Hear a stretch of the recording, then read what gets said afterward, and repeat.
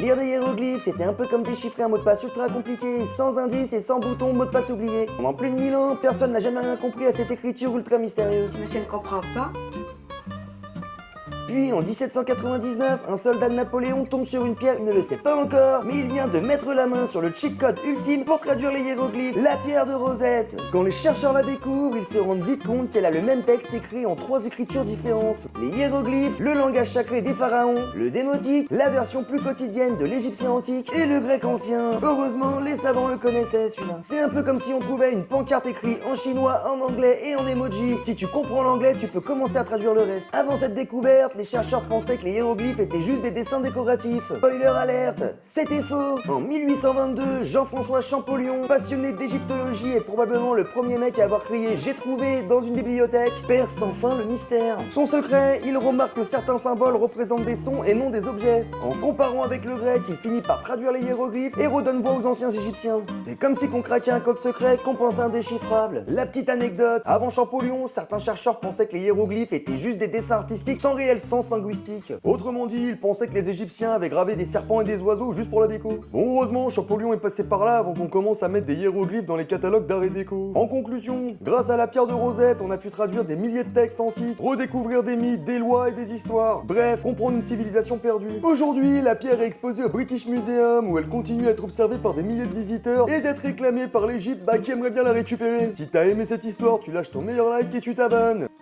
C'est tout pour moi.